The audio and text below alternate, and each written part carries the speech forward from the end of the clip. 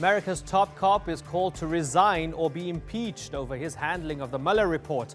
Did the U.S. Attorney General try to cover up allegations of corruption against Donald Trump? I'm Imran Garta, and today's newsmaker is William Barr.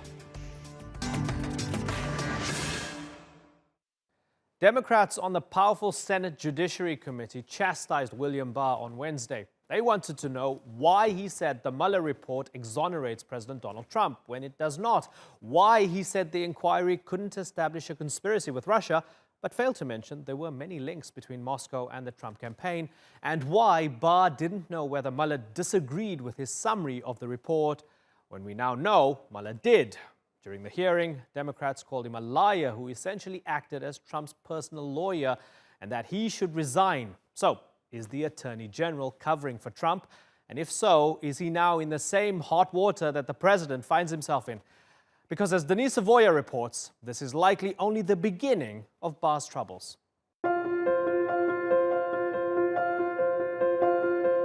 Anti-Trump protesters have been staking out the White House this week. They believe US Attorney General William Barr isn't telling them the whole truth. They say he deliberately left out key elements of Special Counsel Robert Mueller's report into Russian meddling when he presented a heavily redacted version of it to Congress last month. And they're not alone. According to the Washington Post, Mueller wrote to Barr in March. In his letter, he complained that Barr's summary of his investigation did not fully capture its context, nature and substance. He said that's led to public confusion about critical aspects of the results, and he said the confusion threatens to undermine a central purpose for which the department appointed the special counsel, to assure full public confidence in the outcome of the investigations. But while being questioned by the Senate on Wednesday, Attorney General Barr defended the way he handled Mueller's report. His work concluded when he sent his report to the Attorney General. At that point, it was my baby, and I was making a decision as to whether or not to make it public. And I effectively overrode the regulations, used discretion to lean as far forward as I could to make that public. And it was my decision how and when to make it public, not Bob Mueller's. According to Barr, Mueller's 448-page report cleared President Trump of conspiracy with the Russians. But it did describe in extensive and sometimes unflattering detail how Trump tried to impede the investigation, although it stopped short of concluding that he'd committed a crime by doing so. If he had ordered his aides to violate federal law, to save a human life, or to preserve human freedom, he would at least have a moral defense to his behavior. But ordering them to break federal law to save him from the consequences of his own behavior, that is immoral, that is criminal, that is defenseless, and that is condemnable. In my introduction to the Mueller report, I go through the elements of obstruction of justice. The act itself has to be illegal. It can't be an act that is authorized under Article 2 of the Constitution. So firing the FBI director? It's not even a close case.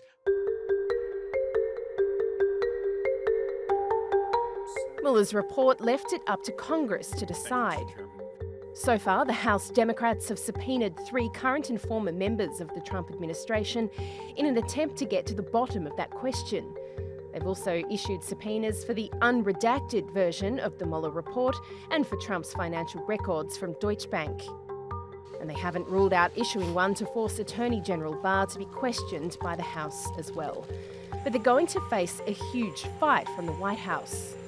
Well, the subpoena is ridiculous. But we're fighting all the subpoenas. The White House hasn't ruled out invoking executive privilege to stop Trump's aides from testifying.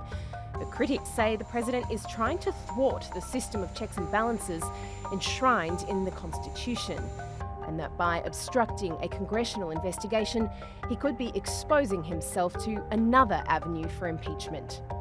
Denise Savoya, the Newsmakers. Well, joining me now in Midland, Texas, is Specter. She's a criminal defense attorney who ran to be a district judge as a Democrat. And in Washington, D.C. is Frank Buckley, who's a senior editor at the conservative website, The American Spectator. I thank you both for joining us. Sarah, we're going to get into the legal counterattack from Trump against the two banks and the subpoenas and so on in a moment. But when we look at the Attorney General Barr, after everything now, do you believe that he polished the Mueller report, that he misrepresented it, that he told people, well, there's not much to look at here when in fact there was?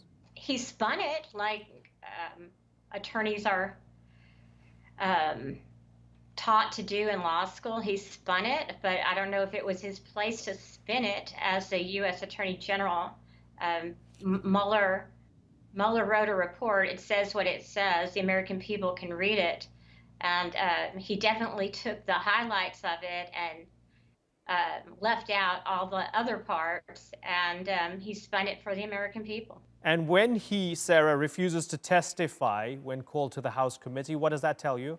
It tells me that he doesn't want to answer questions regarding the negative parts of the reports. He doesn't want people on the American public to watch him on national television and give the Congress an opportunity to bring out the negative points in Mueller's reports. He just wants the good parts out there. And I believe he's a good spin master, and he got it out there. He got it out there early, and he doesn't want any of the negative things in the report to come out. And most Americans are probably not going to read the report. So, Sarah, to conclude then, because I want to go to Frank in a moment, but I want to know if you conclude this, that Barr has deliberately been spinning and covering for President Trump. He's spinning for President Trump. I don't know that you can cover what is in a report. I mean, it's a report. I do believe most of it has been given to the American people. I believe the gist of it can be gotten from what is out there and what's not blacked out. And he's spinning it. He's spinning it. He's not changing the report. He's spinning it. Okay. And unfortunately, I don't think most Americans are going to read the report. Okay, Frank Buckley, is the Attorney General spinning the report for the president? Not at all. I think what he did is he acted like the chief law enforcement officer, the Attorney General, and what he wasn't doing was playing politics. He was answering questions strictly according to the law. And I think he did so quite well. I mean, what's going on right now is absolutely amazing, the continuation of the hysteria, right? We discovered from the Mueller report that there was no collusion with Russia. And what one might have expected would be for people to say, well, you know, thank God for that. We had called him a traitor for 2 full years, and now we see we're wrong. But, you know, instead of that, the effort is simply to continue the hysteria and now to point the finger at Attorney General Barr, right? I mean, there's a demand for villains, which is really quite shocking and, you know, humiliating, I would have thought, for the Democrats to pursue this. The report is out. I think most Americans actually have kind of reacted to the report. There are some, you know, unpleasant things in the report about Trump, and the American people have reacted, and he's dropped in the polls. That tells you something. Okay, but the question for Barr was, is this guy a criminal? And he's not. And when we look at some of those things said about Trump in the report and beyond, it seems as if Trump is the one who's most upset because he's trying to sue 2 banks who are obliged, based on those House subpoenas, to provide some of the financials. Why do you think Trump is counterattacking in this way? Doesn't he look a little bit guilty when he's doing that?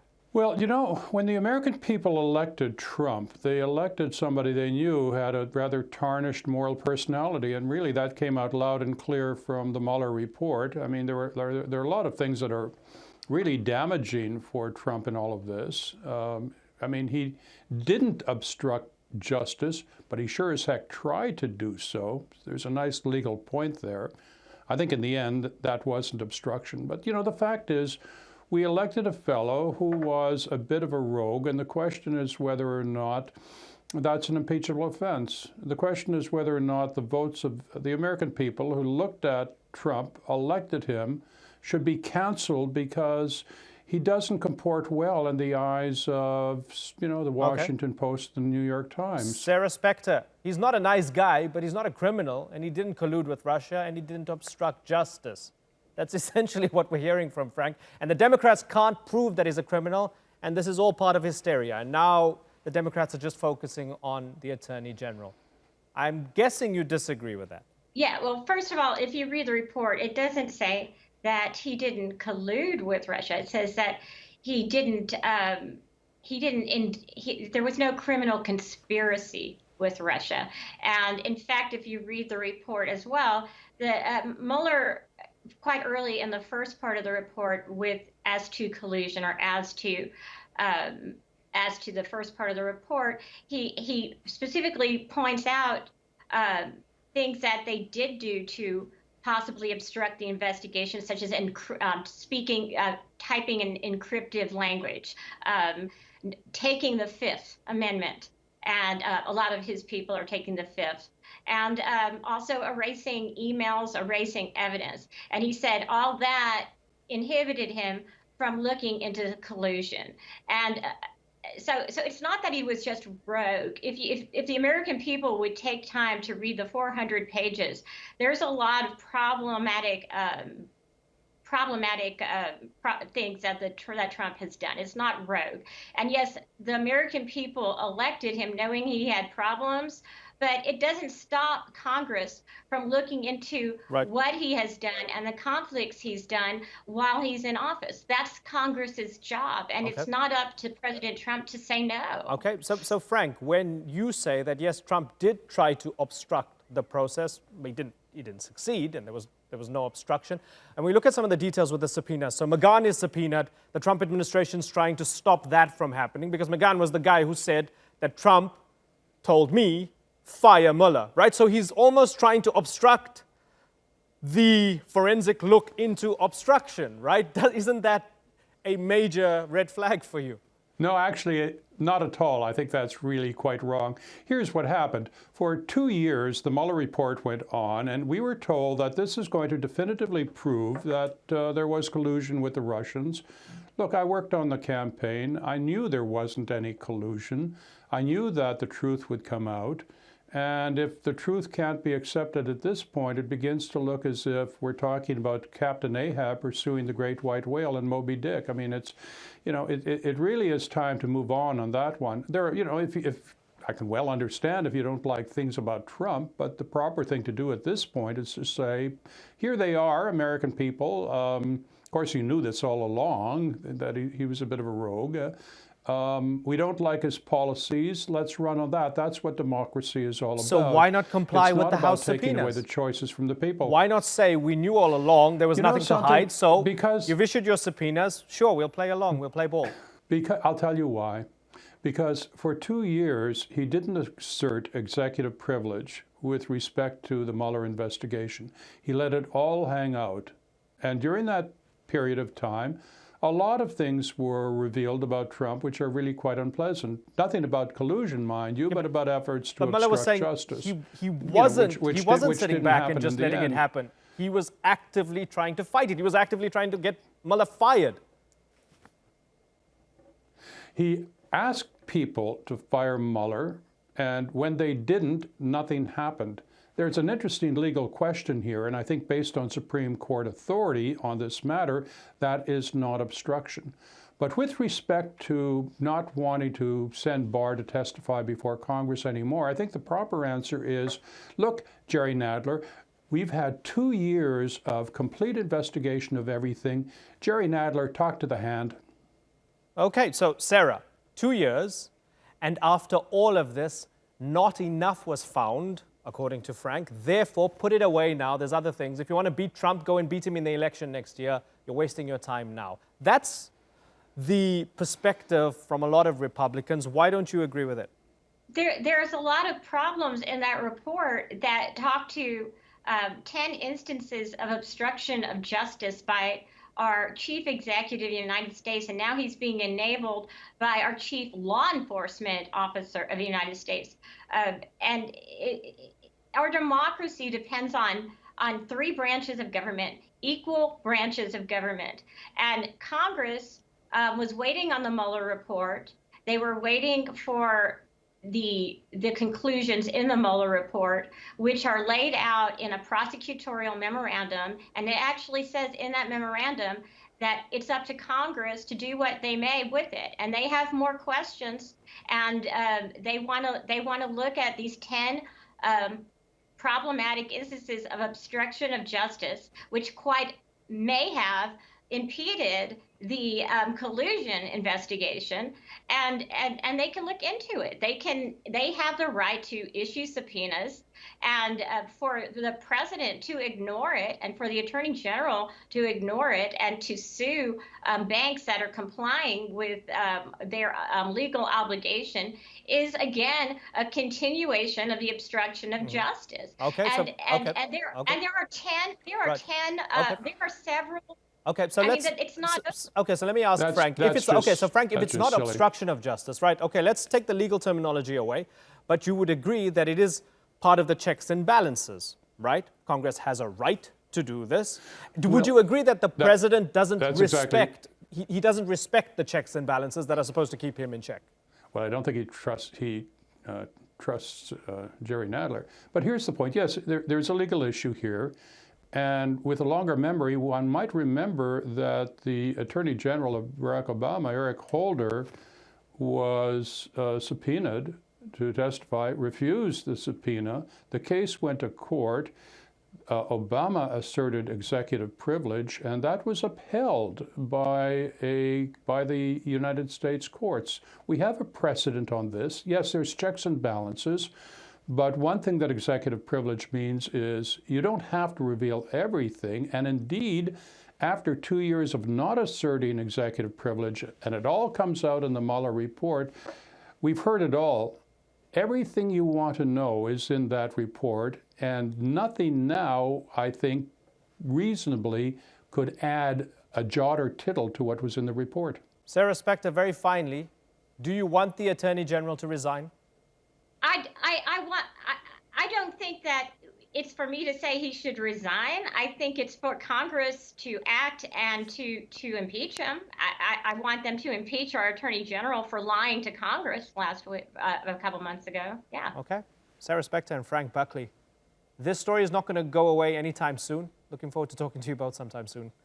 Thanks for joining us on Thank the you. Newsmakers.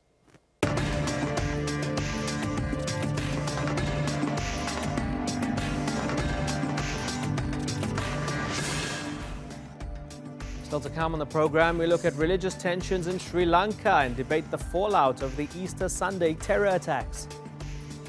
And is Saudi Arabia using terror charges as an excuse to execute dissidents from its Shia minority?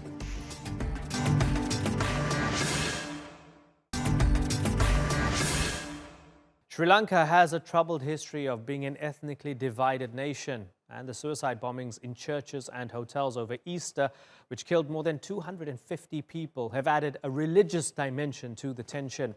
Both Christians and Muslims are fearful of further attacks. And in the Buddhist majority country, the government has been accused of failing to protect Sri Lanka's minorities. With more on this, here's Natalie Perhernan.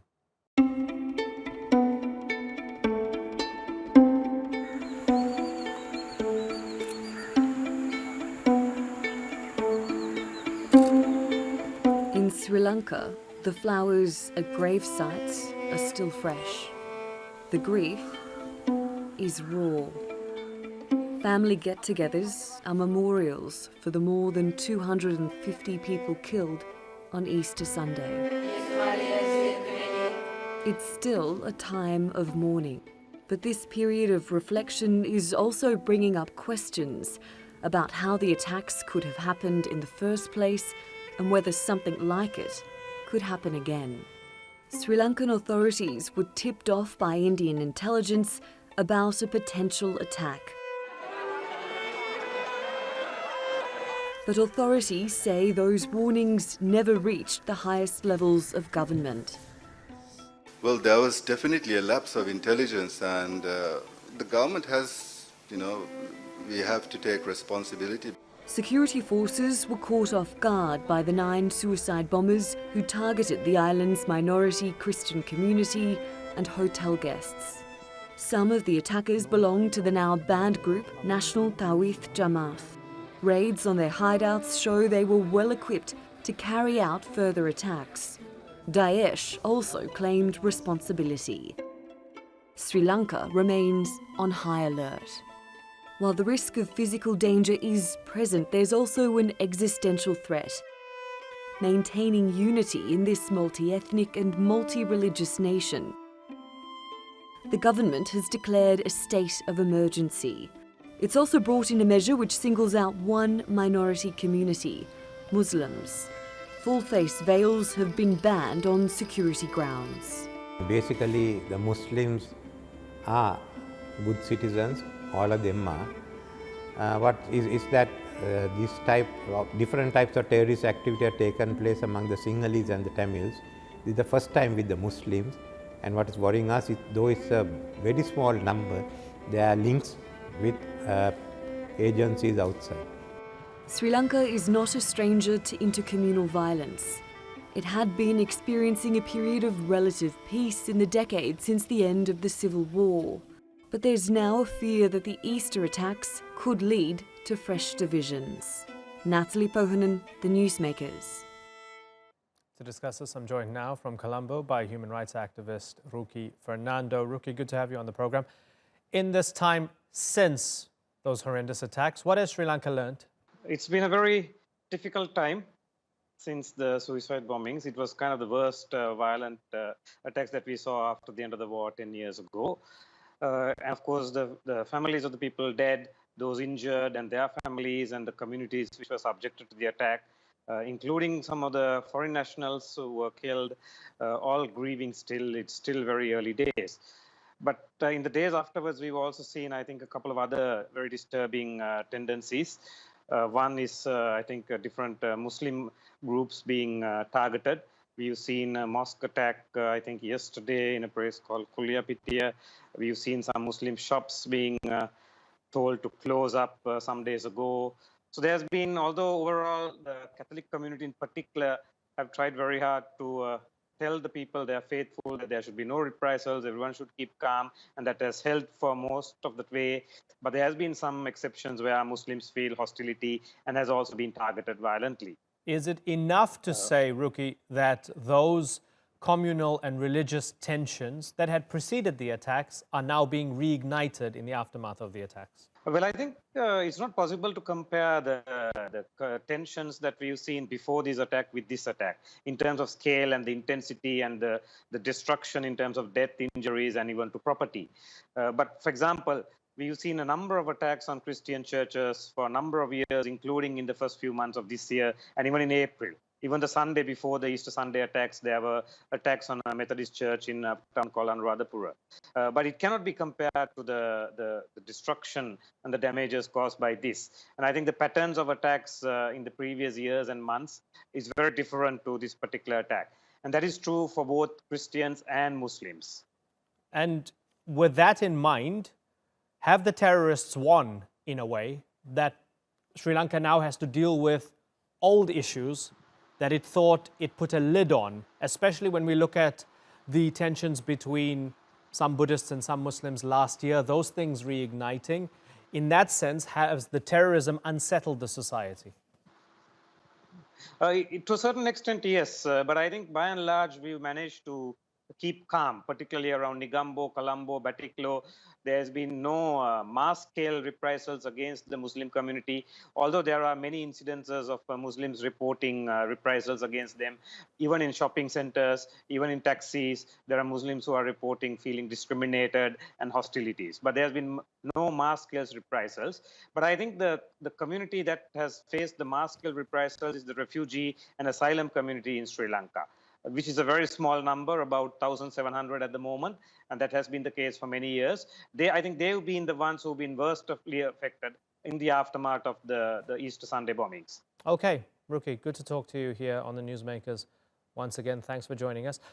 Let us open up the discussion now. I'm joined now from London by Harshaka Kanangara. He's the former president of the UK branch of Sri Lanka's ruling United National Party. Mariam Mahmood is a research associate at the University of Oxford, focusing on religious persecution. And in Mumbai, Sudarshan Sukumaran is a contributor at the news site Tamil Guardian. Harshaka, to the point that Ruki was making, that there are worries, and yes, while things are not absolutely chaotic and it was a horrendous attack, are we seeing discrimination, especially against the Muslim community, in the aftermath of the attack?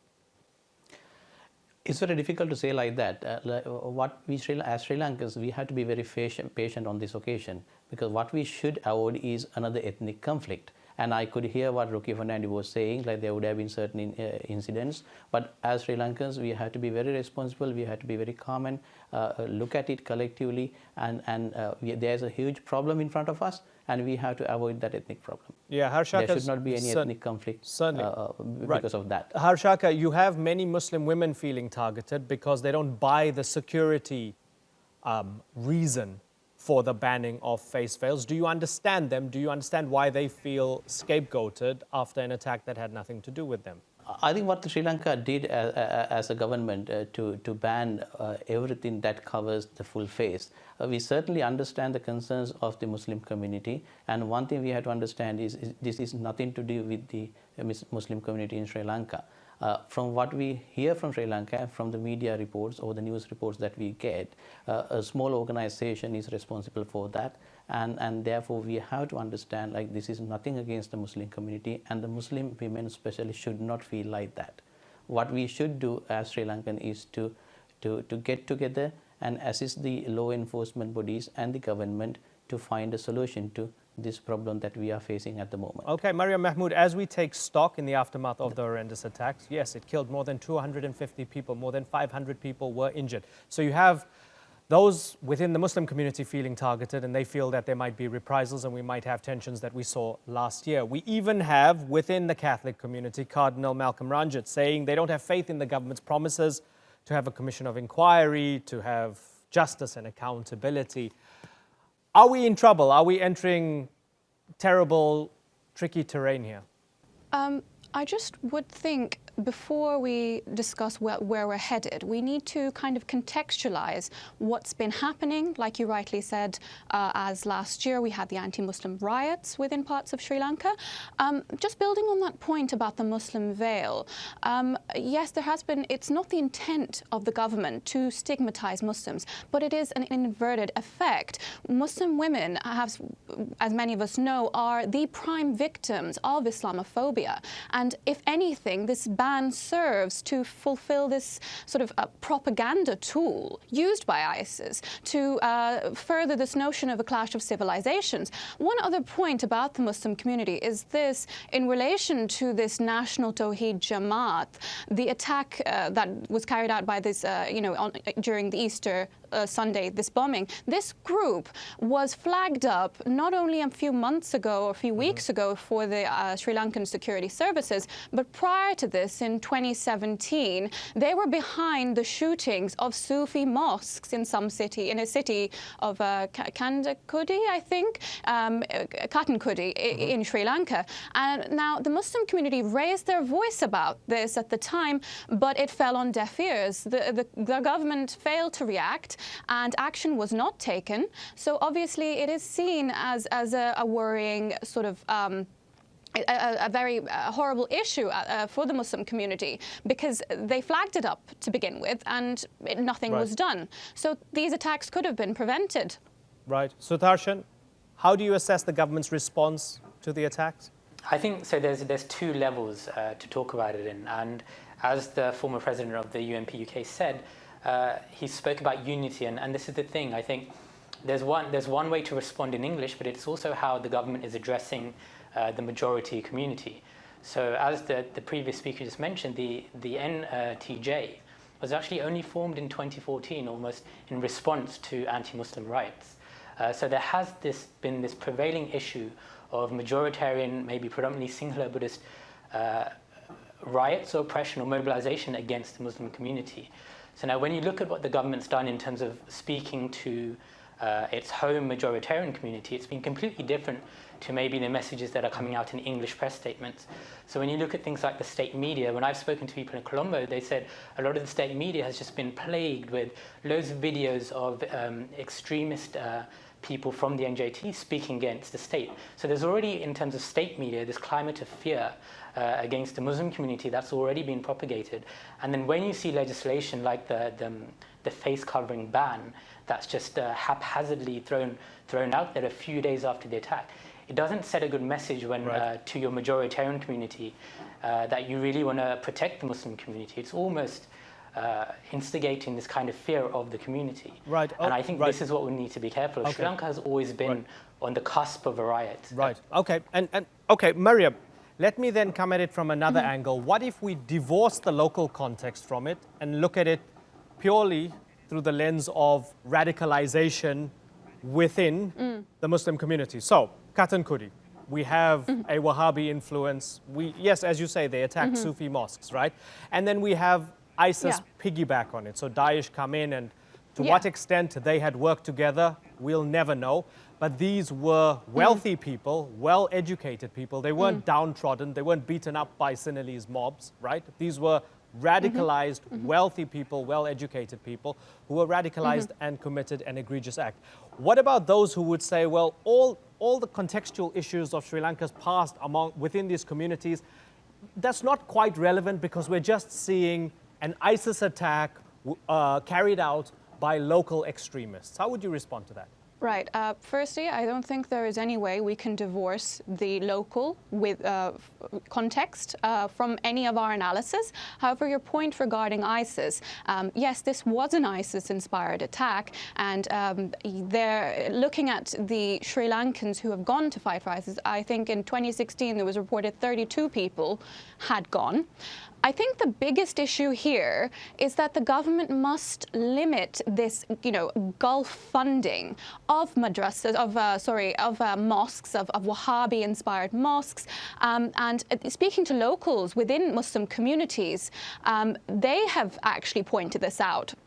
So the head of the Muslim Association of Sri Lanka, his name I've forgotten, he actually has come out and said this several occasions. And it should be noted that local Muslims within Sri Lanka and Sri Lankan cities have talked about, with quite fear and caution, this Saudi-style Islam that has, kind of wriggled its way in through this influence, through this funding. So the government's role should be to really assess quite vigorously how this, the stream and flow of funding within their nation. Now, this isn't to say that this ISIS attack that we have seen is, the first of many. Time will tell what is to happen. But seeing Sri Lanka and sort of the history of Sri Lanka, and as one of the panelists has said, communal sort of being on the verge of riots is kind of part and parcel of the history. When these attacks first happened, even, many people thought, considering the history of the Tamil Eelam, that this may have been an attack carried out by them. This ISIS was more of an afterthought. But yes, we should pay attention to the growth of radical Wahhabism within the region, but it should be taken with a pinch of salt. And it's not necessarily to suggest that this is somehow something that is going to grow sporadically. But the government does have a role, and it must counter these forces. Okay, so Harshaka Kanangara, is the government taking these root causes seriously? And can everybody actually agree what the root causes are? It is too early to say like that, because this is a situation that Sri Lanka did not expect at all. I mean, 10 years since the end of civil war, all the Sri Lankans, I would say, lived in a peaceful atmosphere, and no one expected this attack. And after this one, we learned a lot of things. And what we should do, the government and even the Muslim community and Muslim religious leaders, we should get together and stop anything that would lead to radicalization. And that is very important. There are things that we should learn, lessons, and move forward from there. I think that is my view. We have to understand the view of the general public in Sri Lanka at the moment. Everyone is shocked, and no one knew about this situation. There were certain rumors about it. This is a disaster that could have been avoided. But unfortunately, those people who are responsible to avoid that couldn't avoid it. And as a result, nearly 300 people died.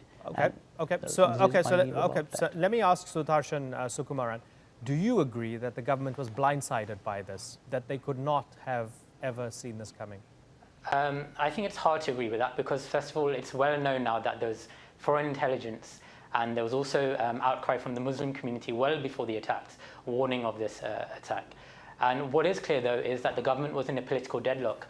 Reform processes had stalled due to a wave of singular nationalist Buddhism that caused the government to be in political deadlock, where the president tried to sack the prime minister and reinstate the former strongman Rajapaksa. So this was in the background, and there's a breakdown in the government. But something that was said earlier was that it's hard to find the root cause, or actually it's not, because in previous riots, the UNP president, at the end of anti-Tamil programs in 1983, one of the first statements he said was, "I'm unable to act because actually, as far as the majority are concerned, they want to strangle out the North and the East." So there's this clear, virulent form of nationalism that all governments, regardless of the political spectrum, have always had to deal with. And this always plays a factor in any response to any situation. So this should always be considered when you look at the way the government is acting now. They've put out the security forces, they've called a state of emergency. Areas that have already been heavily militarized in the North and East are now even more militarized, and we're going into a very, very tense situation, especially as we come up to the month of May, where people will be remembering the end of the armed conflict in 2009, where the state itself is accused of mass atrocities and war crimes. So to say it's hard to say what the root cause of radicalization of Islam in Sri Lanka is, it's disconcerting because it's very clear, and that's what we need to act on now. It's acting on how do we tackle majoritarianism on the island, which has caused violence for 70 plus decades. Okay. Maryam Mahmood, very finally and very briefly, if you don't mind, does the state, given the evidence of the past week and a half or so, has it given you any confidence that it knows who to retaliate against, who to go after? Unfortunately, it seems that the state doesn't really quite know what's actually happening. As has been said, the government has been quite preoccupied, and this was mentioned in a tweet by the Prime Minister, I think, where he suggested that, there was a security lapse, specifically because we were concentrating on kind of trials and kind of referring to the civil wars, and kind of we had other preoccupations, and so the security had to be focused on that. Now that is kind of a very skewed excuse. It's a very illegitimate excuse. So for them to say things like this and to kind of really grapple with what's happening at the moment, I don't think they have something in plan. Right. And considering this history of Sri Lanka, you would expect better and more forceful action to be taken. Okay, I've got to move on, but it's been good to talk to all of you, Sudarshan Sukumaran, Maryam Mahmood, and Harshaka Kanangara. Thanks for joining us on the Newsmakers.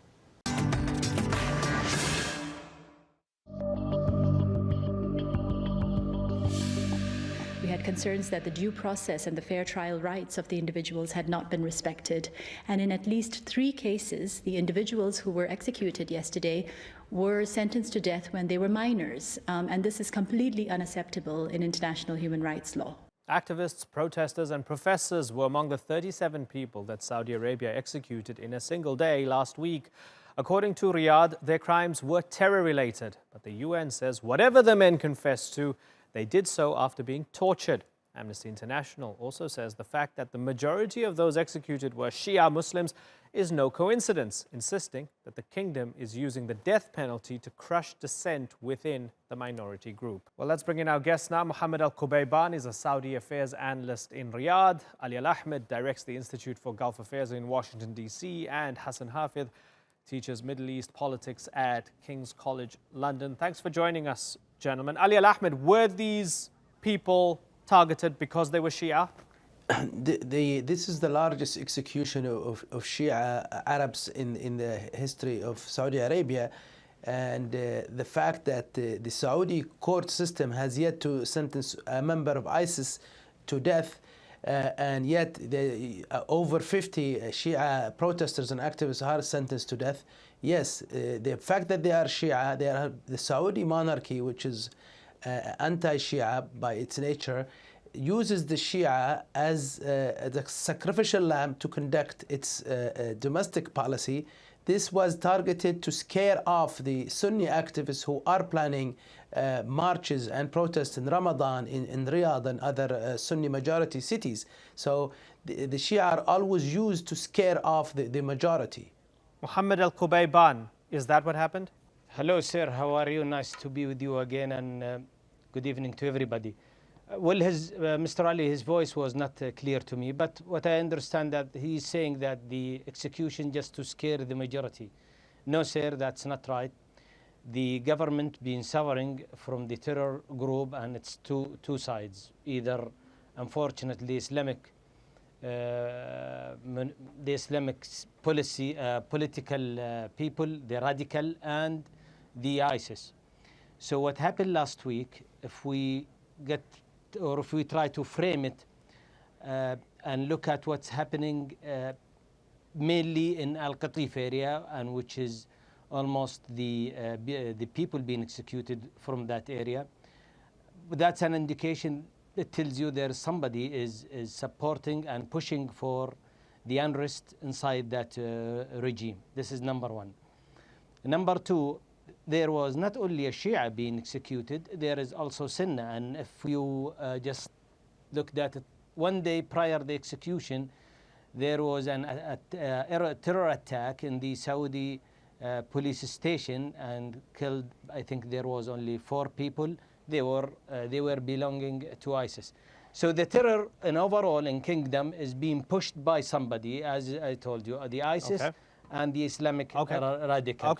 But to say that, one point, to say that they scare, no, sir, that's the system, and we are all will happy with it, and I really support it, and let's go forward to straight up such a illegal. So let me bring in Hassan. Let me bring in Hassan Hafid here. So Hassan Hafid, doesn't the man have a point that even if you disagree with the system, if you disagree with the lack of due process or whatever, you can't say that it's the Shia being targeted, because the most prominent among all of those people who was killed was actually who was executed by beheading and then crucifixion or salb. That was a Sunni guy, right? They put his head on a pike. So it's not targeting the Shia, however egregious it might seem. Address that, Hassan. Okay, right. Thank you for that, Imran. I find it tragically amusing how the fact that it wasn't only Shias in this case who were being executed is supposedly can be framed in somehow to be a positive, first of all. So let's put that issue to a side. Secondly, and as Ali Ahmed rightly noted, this is the largest series of mass executions towards Shias, but it's not the first, of course.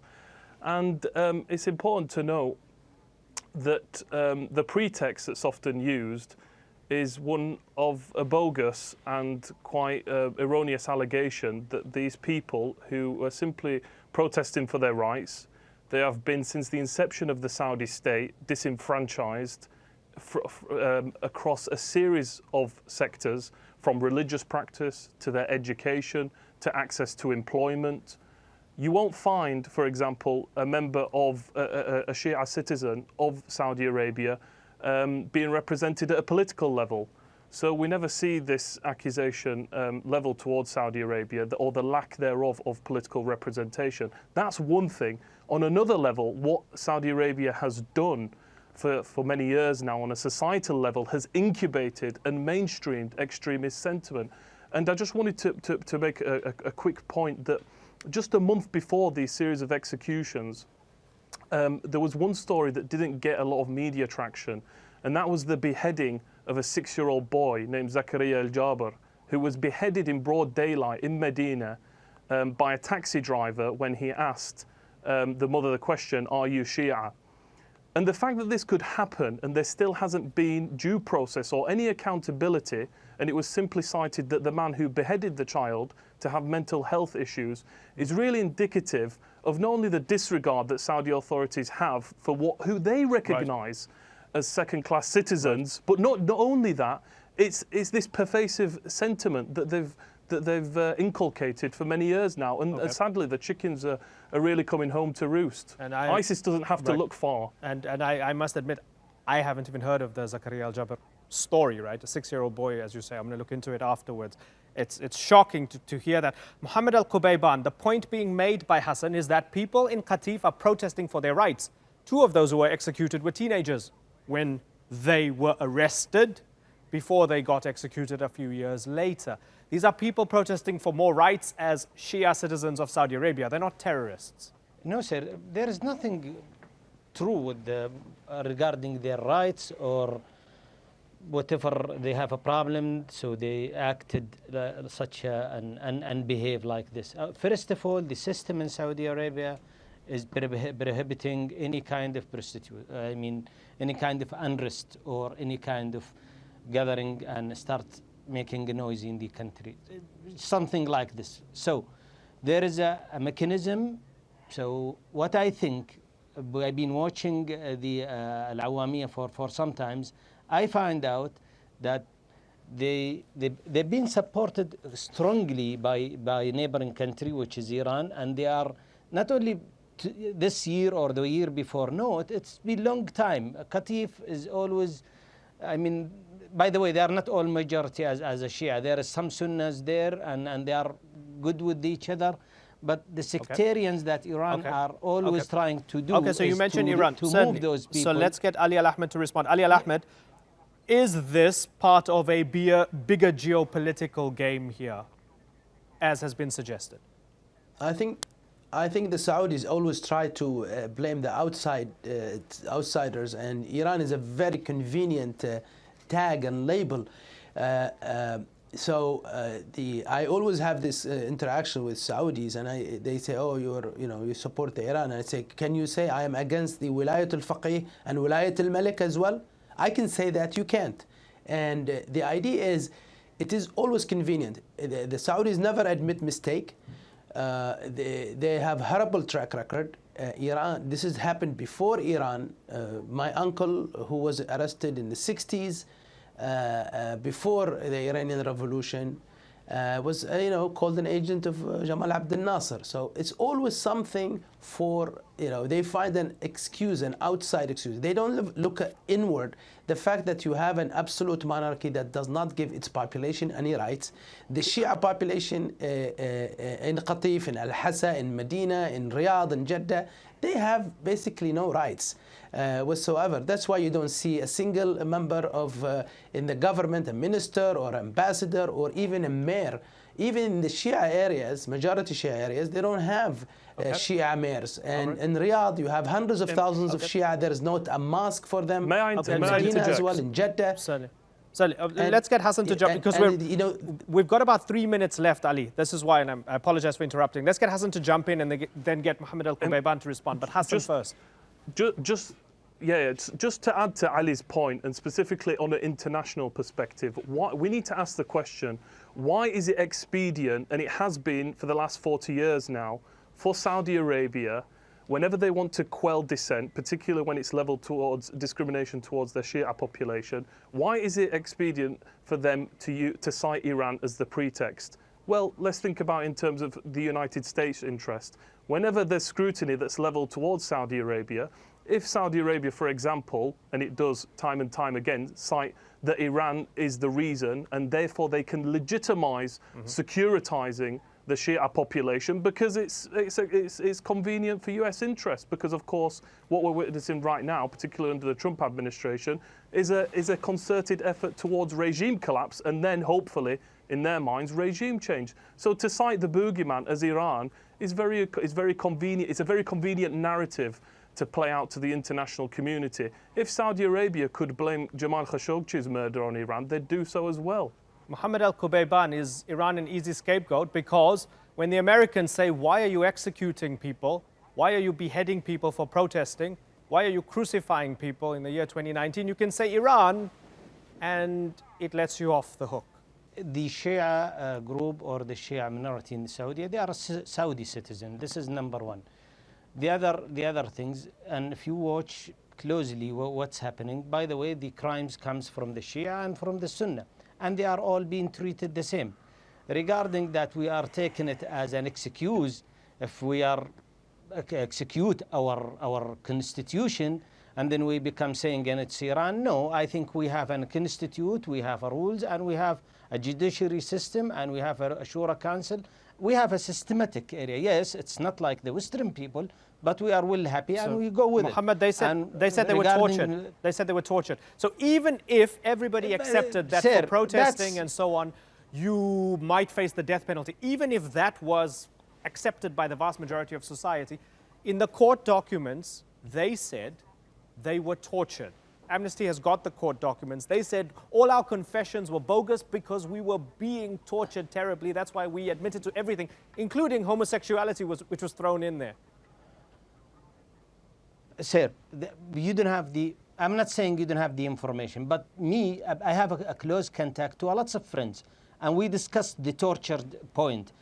Trust me, I never heard one of the friends Saudis working in the detective or police or investigators, they told me they tortured them. No, sir, just propaganda.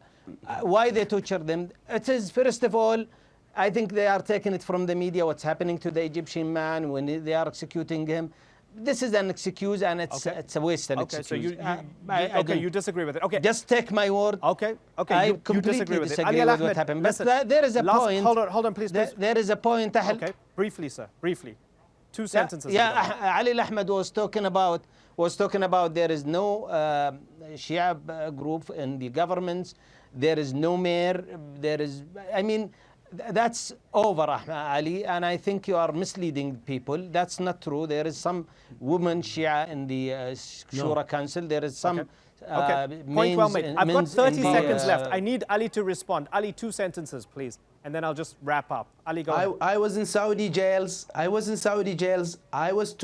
saw torture. People died in torture. It's actually legal in Saudi Arabia. Saudi laws to use torture. So torture is very common in Saudi Arabia, interrogation and post-interrogation. People died in torture all the time. This past year, we had 3 or 4 people died of torture. So torture is very common, and it's actually the default thing to do. Okay. Ali Ahmed, Mohammed And I know torturers, and I interview some of them. So. Okay. I've got to wrap.